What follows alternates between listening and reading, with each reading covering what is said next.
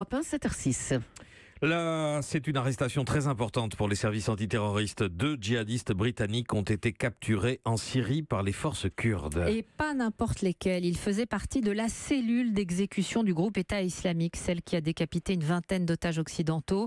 Ces 2 hommes, Didier François, vous êtes sans doute le mieux placé pour en parler. Ils ont été vos geôliers et vos tortionnaires pendant votre détention en Syrie. Oui, effectivement, c'est nos gardes les plus violents, adeptes de la torture systématique, avec une forte prédilection pour ce qui était technique de noyade ou d'étouffement. Pas seulement d'ailleurs, ils adoraient aussi tout ce qui était simulacre d'exécution ou de crucifixion, c'était un de leurs grands enjeux. De toute façon, avec eux, les coups pleuvés dès qu'ils entraient dans la cellule, c'était des gardes qui frappaient très dur.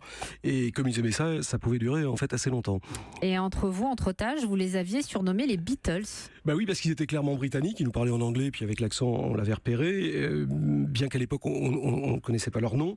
Le chef du groupe, c'était John, donc le bourreau, vous avez tous vu sur les vidéos de décapitation, c'était l'assassin en noir, cagoulé, qui menace la terre entière avec son couteau avant d'égorger un otage. Son vrai nom, c'était Mohamed Emouazi, originaire du Koweït. Il a été tué, lui, par une frappe de missile à Raqqa en 2015. Il restait donc ces 2 acolytes qui viennent d'être capturés. Ringo, de son vrai nom Alexander Côté, qui était lui de mère grec chypriote, père ghanéen, qui est un peu le prédicateur du groupe. Et puis George, celui qui s'appelle en vrai El Shafi El Sheikh, d'origine soudanaise, et qui était lui un véritable psychopathe. Ils ont été pris en fait il y a 3 semaines dans le nord de la Syrie par des combattants kurdes qui les détiennent et qui les interrogent avec l'aide des services occidentaux, parce que ce qui est intéressant, c'est qu'ils parlent pas mal, ils donnent beaucoup d'informations sur ce qu'il reste des réseaux logistiques de l'État islamique. C'est la raison d'ailleurs pour laquelle les enquêteurs avaient voulu garder le plus longtemps possible le secret sur cette arrestation.